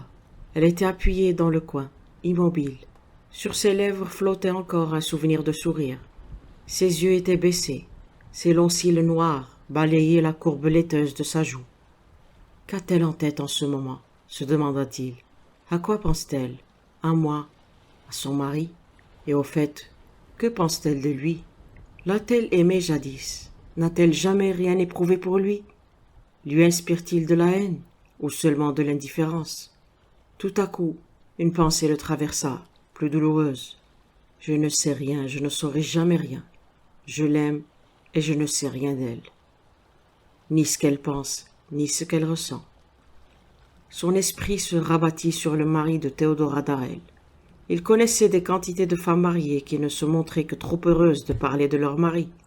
Il ne les comprenait pas, ne se souciait guère de leur affectivité, pourtant tellement plus raffinée. Il songea avec cynisme que c'était l'une des façons les plus courantes d'engager la conversation. Mais Théo, elle, ne parlait jamais de son mari, qu'en termes vagues. Easton ne savait de lui que tout ce que tout le monde en savait, qu'il était populaire, fort bel homme, direct et d'un contact agréable, et que tout le monde l'aimait, et que sa femme paraissait s'entendre à merveille avec lui. Cela ne prouve rien, songea Vincent. Théo est bien élevé, jamais elle ne laisserait deviner ses griefs en public. À lui non plus, elle n'avait jamais rien révélé. Depuis le soir de leur deuxième rencontre, ce soir où ils s'étaient promenés en silence dans le jardin côte à côte, leurs épaules se frôlaient, et il sentait l'imperceptible tressaillement qui la saisissait à son contact. Il n'y avait jamais eu d'explication. Leur situation n'avait pas été définie. Elle lui rendait ses baisers muettes et tremblantes, dépouillée de cet éclat dur qui, avec sa beauté d'ivoire et de rose, avait contribué à la rendre célèbre. Pas une seule fois elle n'avait évoqué son mari. Au début, Vincent lui en avait été reconnaissant, heureux que lui soient épargnés les discours que prononcent les femmes, pour se persuader elles-mêmes, ainsi que leurs amants, qu'elles ont raison de céder à leur amour. Mais maintenant, cette tacite conspiration du silence commençait à l'inquiéter. Une fois de plus, la panique l'envahit. Il ne savait rien de cette créature étrange qui liait de son plein gré sa destinée à la sienne. Il avait peur. Mu par un besoin subit de se rassurer, il se pencha en avant et posa la main sur son genou vêtu de noir. De nouveau, il la sentit tressaillir légèrement. Il tendit le bras pour lui prendre la main, puis, se baissant, il posa au creux de sa paume un très long baiser. Il sentit les doigts fins presser les siens. Levant les yeux, il rencontra son regard et se rasséréna. Il se redressa et s'appuya au dossier de la banquette. Il ne lui en fallait pas davantage pour l'instant. Ils étaient ensemble. Elle était à lui. Et c'est d'un ton léger, presque badin, qu'il lui dit « Comme tu es silencieuse. » « C'est vrai ?»« Mais oui. » Il attendit un peu, puis ajouta d'une voix plus grave « Tu es sûr que tu ne regrettes pas ?» Elle écarquilla les yeux. « Oh, absolument pas. » Il ne douta pas de cette réponse aux accents si sincères. « À quoi penses-tu, j'aimerais savoir. »« Je crois que j'ai peur, répondit-elle plus bas. »« Peur ?»« Du bonheur. » Allant s'asseoir auprès d'elle, il la prit dans ses bras et embrassa le velours de son visage et de son cou. « Je t'aime, dit-il. Je t'aime, je t'aime. » En guise de réponse, elle s'abandonna à lui. Il retourna ensuite à son siège. Il prit un magazine. Elle en fit autant. De temps à autre, leurs yeux se croisaient par-dessus leurs revues, et ils souriaient. Ils arrivèrent à Douvres peu après 5 heures. Ils devaient y passer la nuit et traverser la Manche le lendemain. À l'hôtel, Théo pénétra dans leur petit salon, suivi de près par Vincent. Celui-ci avait à la main quelques journaux du soir qu'il jeta sur la table. 2 domestiques de l'hôtel apportèrent leurs bagages dans la chambre et se retirèrent. Théo se détourna de la fenêtre, devant laquelle elle s'était arrêtée, et l'instant d'après, ils étaient dans les bras l'un de l'autre. On frappa discrètement à la porte. Ils se séparèrent. « Bon sang, dit Vincent, nous ne serons donc jamais seuls. » En effet, murmura Théo avec un sourire, en s'asseyant sur le sofa. et en prenant un journal au hasard. C'était un domestique qui apportait le thé. Il posa son plateau sur la table, qu'il approcha ensuite du sofa. Puis, après un coup d'œil professionnel tout autour de la pièce, il s'assura qu'on ne désirait plus rien et se retira. Vincent, qui était passé dans la chambre voisine, revint dans le petit salon. « Une bonne petite tasse de thé » s'écria-t-il gaiement. Puis, se figeant au milieu de la pièce, « Qu'est-ce qui ne va pas ?» Théo se tenait toute droite sur le sofa, raidi, le regard fixé dans le vague, droit devant elle, le visage exsangue. Vincent s'empressa. « Qu'y a-t-il, mon cœur ?» Pour toute réponse, elle lui tendit le journal et lui indiqua la manchette. Vincent lui prit le journal des mains. « Hobson, Jekyll et Lucas en faillite », lut-il. Sur l'instant, le nom de cette grande société londonienne ne lui évoqua rien de précis. Il aurait cependant dû signifier quelque chose pour lui. Il en était certain et cela l'irritait. Il adressa à Théo un regard interrogateur. « Hobson, Jekyll et Lucas, c'est Richard, expliqua-t-elle. « Ton mari ?» ?»« Oui. » Vincent reprit le journal et lut attentivement les informations qui y étaient exposées sèchement. Des formules telles que banqueroute soudaine, grave révélation à prévoir, autre firme éclaboussée, lui sautèrent aux yeux. Un mouvement dans la pièce lui fit lever la tête. Théo était occupé à ajuster son petit chapeau noir devant le miroir. Au geste qu'il fit, elle se tourna vers lui et le regarda droit dans les yeux. « Vincent, il faut que je retourne auprès de Richard. » Il sursauta. « Théo, ne sois pas absurde. » Elle répéta comme un automate. « Il faut que je retourne auprès de Richard. »« Mais ma chérie !» Elle montra le journal qui était tombé par terre. « Cela signifie la ruine, l'effondrement. Je ne peux pas choisir un jour pareil pour le quitter. »« Tu l'avais quitté sans apprendre tout cela, sois raisonnable. » Elle secoua la tête d'un air désolé. « Tu ne comprends pas, il faut que je retourne auprès de Richard. » Il ne parvint pas à la faire revenir sur cette décision. Quelle chose étrange qu'une créature aussi douce et souple puisse se montrer aussi inflexible. Après les quelques premières phrases, elle cessa de discuter. Elle le laissa dire en toute liberté ce qu'il avait à dire. Il la prit dans ses bras, dans l'espoir de briser sa volonté par le pouvoir des sens. Mais il demeurait au fond d'elle une force qu'il sentait distante et invincible, capable de résister à tous ses arguments. Finalement, il la laissa écœurée, et là de ses vains efforts. De suppliant qu'il était d'abord, il devint amer et lui reprocha de ne l'avoir jamais aimé.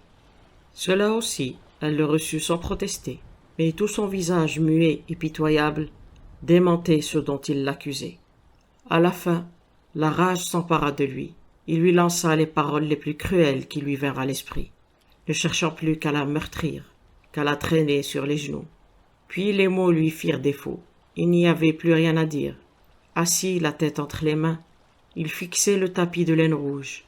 Théodora se tenait près de la porte, ombre noire, au visage pâle. C'était fini. Elle dit doucement « Au revoir, Vincent ». Il ne répondit pas. La porte s'ouvrit, se referma. Les Darrel vivaient à Chelsea, dans une mystérieuse maison du temps jadis plantée au milieu d'un petit jardin particulier. Devant la maison poussait un magnolia noirci, sali, souillé, mais un magnolia tout de même. En arrivant quelques 3 heures plus tard, Théo s'arrêta un instant sur le seuil de la maison pour contempler l'arbre en fleurs. Un sourire douloureux lui déforma fugitivement la bouche. Elle se rendit immédiatement au bureau, à l'arrière de la maison. Un homme y faisait les 100 pas, jeune encore, beau, mais les traits décomposés. Quand elle entra, il poussa une exclamation de soulagement. « Dieu merci, te voilà, Théo. On m'avait dit que tu avais pris une valise et que tu t'en étais allé quelque part en dehors de Londres. J'ai appris la nouvelle et je suis revenu. » Richard Darrel lui posa les bras autour des épaules et l'entraîna vers un divan, où ils prirent place côte à côte. Théo se dégagea du bras qui l'entourait, d'une façon qui pouvait paraître parfaitement naturelle. « Est-ce très grave, Richard ?» demanda-t-elle posément. « Ce ne pourrait pas l'être davantage, ce qui n'est pas peu dire. Explique-moi. » Il se mit à arpenter la pièce tout en parlant. Immobile, Théo l'observait. Il ne devait pas savoir que, sans cesse, la pièce disparaissait à ses yeux, que sa voix s'éloignait, tandis qu'elle revoyait en toute clarté une autre pièce, une chambre d'hôtel à Douvres. Elle parvint néanmoins à écouter avec suffisamment d'attention. Il revint s'asseoir auprès d'elle, sur le divan. « Heureusement, conclut-il, ils ne peuvent pas toucher à ta dot. La maison t'appartient également. » Théo hocha la tête pensive. « Il nous restera au moins cela, dit-elle. Dans ce cas, ce ne sera pas trop grave. Un nouveau départ, voilà tout. » Oh oui, en effet. Mais la voix de Richard rendait un son faux, et Théo songea subitement. Il y a autre chose, il ne m'a pas tout dit. C'est bien tout, Richard? Demanda-t-elle doucement. Tu n'as rien de plus grave à m'apprendre? Il hésita une demi-seconde avant de répliquer. Pourquoi voudrais-tu qu'il y ait autre chose? Je ne sais pas. Tout ira bien, dit Richard, comme s'il cherchait à se rassurer lui-même plutôt qu'à rassurer sa femme. Tout ira très bien. Tout à coup, il la prit dans ses bras. Je suis content que tu sois là. Tout ira bien maintenant que tu es là. Quoi qu'il arrive, je t'ai, n'est-ce pas? Oui, répéta-t-elle avec douceur. Tu m'as. Cette fois, elle laissa son bras reposer sur ses épaules. Il l'embrassa, la serra contre lui, comme si son contact lui conférait quelque étrange réconfort. Je t'ai, toi, dit-il de nouveau. Et comme précédemment, elle répondit. Oui, Richard. Il se laissa glisser sur le divan, sur le sol, aux pieds de Théo. Je suis vanné, dit-il, d'un ton maussade. Mon Dieu, quelle journée atroce. Je ne sais vraiment pas ce que je ferais si tu n'étais pas là. Après tout, on n'a qu'une femme, n'est-ce pas? Elle se borna à acquiescer d'un geste, sans dire un mot. Il posa la tête sur ses genoux. Le soupir qu'il laissa échapper était celui d'un enfant fatigué. Pour la deuxième fois, Théo songea. Il me cache quelque chose. De quoi s'agit-il? D'un geste mécanique, sa main descendit vers la tête sombre qui reposait sur ses genoux, et elle se mit à le caresser gentiment, comme le fait une mère pour consoler son enfant. Richard murmura indistinctement. « Tout ira bien maintenant que tu es là. Tu ne me laisseras pas tomber. » Sa respiration se fit lente et régulière. Il s'était endormi. La main de Théo continuait à lui caresser la tête. Mais les yeux de Théo regardaient droit devant eux, fixes, plongés dans les ténèbres, pareil à un regard d'aveugle. « Richard, dit Théodora, tu ne crois pas que tu ferais mieux de tout me raconter? » C'était 3 jours plus tard. Il se trouvait au salon en fin d'après-midi. Richard sursauta et rougit. « Je ne vois pas de quoi tu veux parler. »« Vraiment ?» Il lui lança un rapide coup d'œil. « Il y a bien sûr quelques détails, disons. Ne penses-tu pas qu'il vaut mieux que je sois au courant de tout pour pouvoir t'aider ?» Il lui adressa un regard étrange. « Qu'est-ce qui te fait croire que j'ai besoin de ton aide ?»« Mon cher Richard, je suis ta femme, répondit-elle un peu surprise. Il sourit, de son beau sourire, de toujours, séduisant, insouciant. « C'est vrai, Théo, et ravissante de surcroît. Je n'ai jamais pu supporter les femmes laides. » Il commença à marcher de long en large, comme il en avait l'habitude lorsque quelque chose le préoccupait. « En un sens, tu as raison, je ne le nie pas. Il y a quelque chose. » Et il s'interrompit. « Eh bien, il est tellement difficile d'expliquer ces choses-là aux femmes. Elles comprennent tout de travers et s'imaginent que les faits sont ce qu'ils ne sont pas. » Théo ne dit rien. « Tu comprends ?» poursuivait Richard. « La légalité est une chose, le bien et le mal en sont une autre. Il arrive qu'on fasse une chose parfaitement juste, parfaitement honnête, mais que la loi ne l'envisage pas sous le même angle. 9 fois sur 10, tout se passe sans anicroche, et la 10e fois, on tombe sur un bec. » Théo commençait à comprendre. Elle songea en son fort intérieur. Comment se fait-il que je ne sois pas étonné? L'ai-je toujours su au fond de moi-même qu'il n'était pas régulier? Richard parlait toujours, se perdant dans des explications inutilement longues. Théo n'était pas mécontente qu'il masque les détails véritables de l'affaire sous ce manteau de verbosité. Il s'agissait de vastes étendues de terrain en Afrique du Sud. Elle ne tenait pas à savoir avec précision ce que Richard avait fait. Moralement, prétendait-il, tout était droit et irréprochable. Légalement, là, il y avait un petit problème. Enfin, il n'y avait pas à sortir de là. Il s'était exposé à des poursuites criminelles. Tout en parlant, Richard ne cessait de lancer vers sa femme des regards nerveux Mal à l'aise, il s'embrouillait de plus en plus dans ses explications, s'entêtait à dissimuler ce qu'un enfant eût pu voir dans sa vérité la plus nue. Puis, au milieu de ses efforts pour se disculper, il s'effondra, peut-être en partie à cause du regard de Théo, dans lequel était passé un éclair de mépris. Il se laissa tomber dans un fauteuil, à côté de la cheminée, et se prit la tête dans les mains. « Voilà Théo, dit-il d'une voix brisée, que vas-tu faire maintenant ?» Elle vint à lui, après un infime moment d'hésitation, et, s'agenouillant auprès de son siège, elle posa son visage sur ses genoux. « Qu'y a-t-il moyen de faire, Richard? Que pouvons-nous faire ?» Il l'étreignit. « C'est bien vrai, tu restes avec moi ?»« bien sûr, mon ami. » Acculé presque malgré lui à la sincérité, il s'écria. « Je suis un voleur, Théo. Voilà ce que cela veut dire, en langage clair. Je ne suis qu'un voleur. »« Dans ce cas, je suis la femme d'un voleur, Richard. Nous sombrerons ensemble, ou nous surnagerons ensemble. » Ils gardèrent le silence pendant quelques instants. Puis il trouva un peu de sa suffisance. « Tu sais, Théo, j'ai un plan. Mais nous en parlerons plus tard. Il est presque l'heure du dîner. Il faut que nous allions nous changer. Mais ce truc crème que tu as, tu sais bien, ton modèle Caillot. » Théo leva le sourcil, interrogateur. « Pour une simple soirée à la maison ? » ?»« Oui, je sais, mais je l'aime bien. Mets cette robe-là, sois gentil. Cela me remontera le moral, de te voir dans toute ta splendeur. » Théo descendit dîner dans son modèle Caillot. C'était une création réalisée dans un brocart crème avec un léger fil d'or et une discrète touche rose pâle pour raviver le ton crème. La robe était extrêmement échancrée dans le dos. On n'eût pas rêvé mieux pour faire ressortir l'éclatante blancheur des épaules et de la nuque de Théo. Plus que jamais, elle était une véritable fleur de magnolia. Le regard de Richard l'enveloppa chaudement approbateur. « Très bien. Tu sais, tu es éblouissante avec cette robe. » Ils passèrent à table. Toute la soirée, Richard se montra nerveux, peu naturel, plaisantant et riant à tout propos, comme cherchant désespérément à chasser ses soucis. À plus d'une reprise, Théo voulut le faire revenir à la conversation qu'ils avaient engagée précédemment, mais il s'y refusa à chaque fois. Et puis, au moment où elle se levait pour aller se coucher, il dit tout à coup « Non, ne t'en va pas encore, j'ai quelque chose à te dire. Tu sais à propos de cette triste histoire. » Elle se rassit. Il se mit à parler à toute vitesse. Avec un peu de chance, ils arriveraient peut-être à étouffer l'affaire. Il avait relativement bien assuré ses arrières, pourvu que certains papiers ne tombent pas entre les mains du liquidateur. Il s'interrompit d'un air entendu. « Des papiers ?»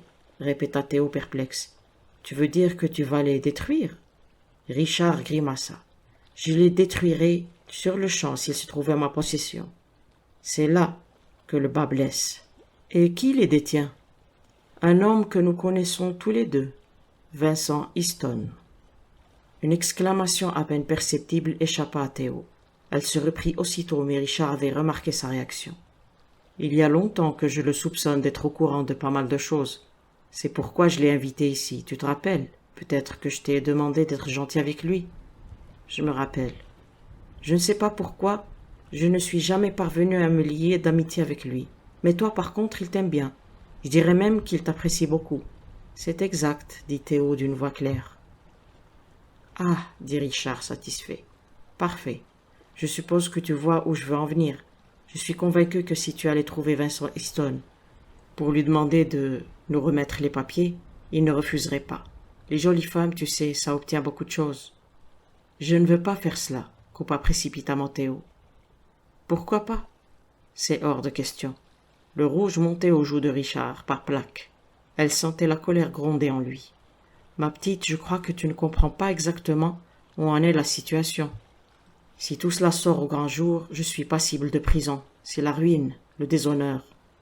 Vincent Easton ne fera pas usage de ces papiers contre toi, j'en suis sûre et certaine. Là n'est pas la question. Il se peut qu'il ne se rende même pas compte qu'il m'incrimine. Ce n'est que par rapport à mes affaires, à certains chiffres, qu'ils ne manqueront pas de découvrir. Oh, je ne peux pas te donner tous les détails, il risque de provoquer ma ruine sans le savoir, à moins que quelqu'un ne lui expose les faits. Tu peux certainement lui demander cela toi-même, écris-lui.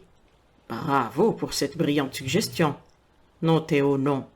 Nous n'avons qu'un seul espoir, tu es mon seul atout. Tu es ma femme, tu dois m'aider. Va trouver Easton ce soir même. Théo poussa un cri. Pas ce soir, demain peut-être. Bon sang, Théo, vas-tu enfin comprendre? Demain, il sera peut-être trop tard. Il faudrait que tu partes maintenant. Tout de suite. La voyant défaillir, il tenta de la rassurer. Je sais, ma chérie, c'est terriblement désagréable à faire, mais c'est une question de vie ou de mort. Théo, tu ne vas pas me lâcher. Tu m'as dit que tu ferais n'importe quoi pour me venir en aide. Théo s'entendit répondre d'une voix dure, sèche. Pas cela. Il y a des raisons. C'est une question de vie ou de mort, Théo. Je pense ce que je dis. Regarde. Il ouvrit brutalement un tiroir de son bureau et y prit un revolver. Elle ne remarqua pas ce que ce geste avait de théâtral. De deux choses l'une. Tu y vas ou je me tue. Je suis incapable d'affronter le scandale. Si tu ne fais pas ce que je te demande de faire, je serai un homme mort avant demain matin. Je te jure solennellement que c'est la vérité. Non, Richard, pas cela. Alors aide-moi. Jetant le revolver sur la table, il s'agenouilla à ses côtés. Théo, ma chérie, si tu m'aimes, si tu m'as jamais aimé, fais cela pour moi. Tu es ma femme, Théo. Je n'ai personne d'autre vers qui me tourner.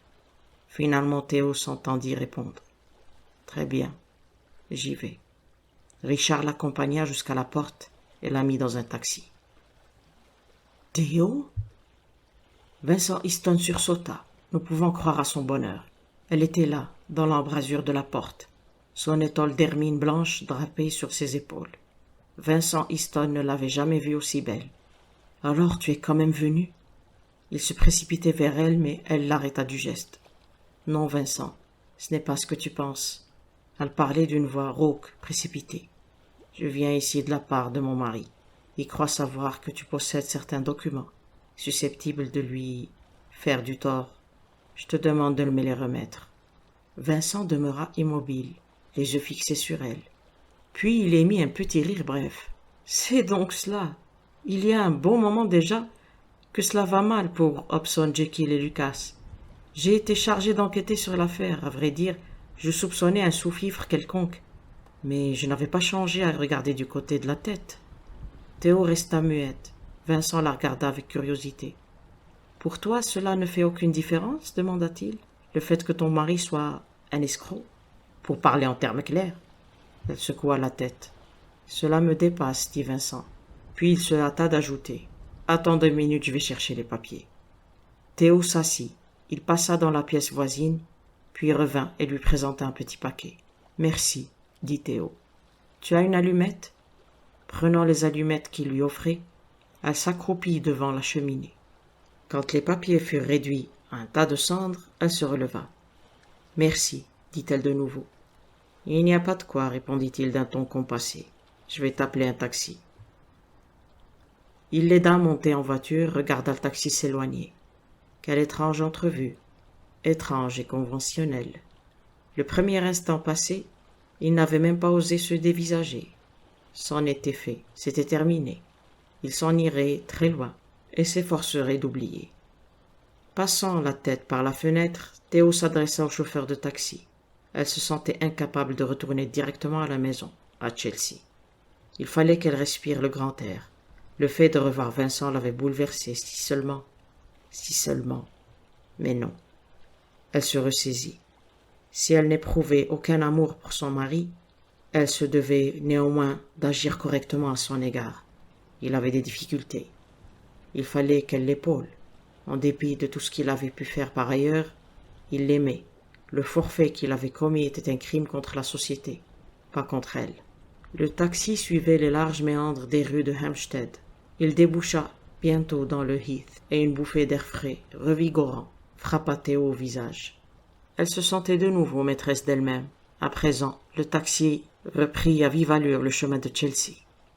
Richard sortit dans le hall à sa rencontre. « Eh bien, dit-il, cela a duré longtemps. »« Vraiment ? Mais oui, très longtemps. C'est arrangé. » Il lui emboîta le pas, les mains tremblantes et le front sournois. « Alors c'est en ordre ?» insista-t-il. Je les ai brûlés de mes propres mains. Oh! Elle entra dans le bureau, s'effondra dans un fauteuil. Son visage était livide et son corps recru de fatigue. Si seulement je pouvais m'endormir et ne plus jamais, jamais me réveiller, se dit-elle. Richard l'observait, son regard gêné et furtif ne cessait d'aller et venir. Elle ne remarquait rien. Elle n'était plus à même de remarquer quoi que ce fût. Donc, tout s'est bien passé, hein? Je viens de te le dire. Tu es sûr que c'était bien les documents en question? Tu as regardé? Non. Mais dans ce cas, je te dis que j'en suis certaine. Ne me harcèle pas, Richard. Je suis à bout de force. Oui, je m'en rends compte, dit Richard en remuant nerveusement. Il ne tenait pas en place. Au bout d'un moment, il s'approcha d'elle, lui posa la main sur l'épaule, elle se dégagea. Ne me touche pas. Puis, s'efforçant de rire, excuse-moi, Richard, j'ai les nerfs à fleur de peau. Je ne supporte pas le moindre contact. Je vois, je comprends. Et il se mit à arpenter la pièce. Théo, dit-il, brusquement, je te demande pardon. Quoi? Dit-elle levant les yeux d'un air vaguement surpris. Je n'aurais pas dû te laisser aller là-bas à cette heure de la nuit. Je n'imaginais pas que tu aurais à subir des désagréments. Des désagréments? Elle éclata de rire, le mot paraissait l'amuser. Tu ne peux pas savoir. Oh Richard, tu ne peux pas savoir.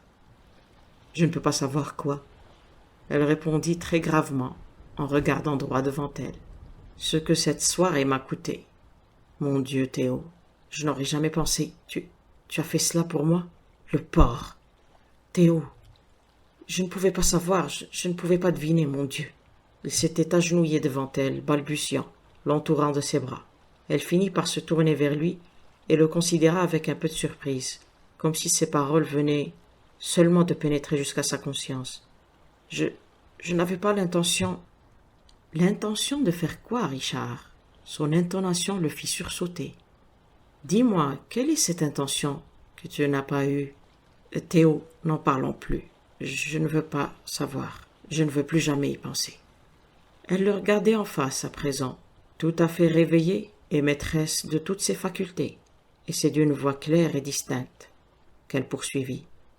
Tu n'as pas eu l'intention de... Mais que crois-tu qu'il soit arrivé? Ce n'est pas arrivé, Théo, disons que ce n'est pas arrivé. Elle scrutait toujours son visage, et la vérité finit par lui apparaître. Tu penses que... Je préfère ne... Elle l'interrompit. Tu te dis que Vincent Easton ne m'a pas donné ses lettres pour rien? Tu te dis que je l'ai payé le prix qu'il souhaitait? Jamais je n'aurais cru qu'il était homme à faire cela, dit faiblement Richard, sans aucune conviction. Vraiment? Tu ne l'aurais jamais cru? Elle plongea dans ses yeux un regard inquisiteur, qu'il ne put soutenir. Il baissa les yeux. Pourquoi m'as-tu demandé de mettre cette robe ce soir? Pourquoi m'as-tu envoyée chez lui toute seule, à une heure aussi tardive? Tu avais deviné qu'il était attiré par moi. Tu as voulu sauver ta peau, la sauver à n'importe quel prix, fût-ce au prix de mon honneur. Elle se leva. Je comprends à présent. Tu as pensé à cela depuis le début, ou du moins tu as entrevu cette possibilité, et cela ne t'a pas fait hésiter. Théo, je ne peux pas dire le contraire, Richard. Voilà des années que je croyais savoir presque tout ce qu'il y a à savoir à ton sujet. J'avais très vite compris que tu n'étais pas droit vis-à-vis du monde, mais je m'imaginais que tu étais correct envers moi. Théo, peux-tu contester tout ce que je viens de dire? Il demeura muet. Écoute-moi, Richard, j'ai quelque chose à te dire. Il y a 3 jours, quand cette affaire a éclaté, les domestiques t'ont dit que j'étais parti, que j'avais quitté la ville. Ce n'était que la moitié de la vérité. J'étais parti avec Vincent Easton. Richard émit un son inarticulé. Elle leva la main pour l'interrompre. Attends, nous nous trouvions à Douvres. J'ai vu un journal et j'ai compris ce qui s'était passé. Et comme tu le sais, je suis revenu. Elle se tut. Richard la saisit par le poignet, la transperçant d'un regard enflammé. Tu es revenu à temps? Elle fit entendre un bref éclat de rire amer. Oui, je suis revenu à temps, comme tu dis, Richard. Il lâcha son bras, puis, debout près de la cheminée, Il rejeta la tête en arrière, en une attitude assez belle, presque noble. En ce cas, dit-il, je peux te pardonner. Pas moi. Ces deux mots claquèrent comme deux coups de fouet dans le silence de la pièce. Ils produisirent l'effet d'une bombe. Richard fit un pas en avant, l'œil fixe, la bouche ouverte, l'air presque comique. Qu'as-tu dit, Théo? J'ai dit que moi, je ne pouvais pas te pardonner. En te quittant pour un autre homme, j'ai mal agi. Pas de manière effective, sans doute, mais en intention, ce qui revient au même. Mais si j'ai fauté, au moins était-ce par amour.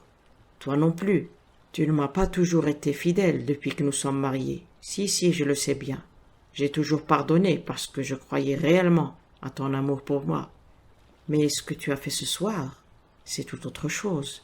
C'est une ignoble action, Richard, qu'aucune femme ne devrait jamais pardonner. Tu m'as vendu, moi, ta propre femme, en échange de ta sécurité. Elle empoigna son étole et se dirigea vers la porte. « Théo » articula-t-il. « Où vas-tu » Elle le regarda par-dessus son épaule. « Dans la vie, Richard, nous devons tous payer.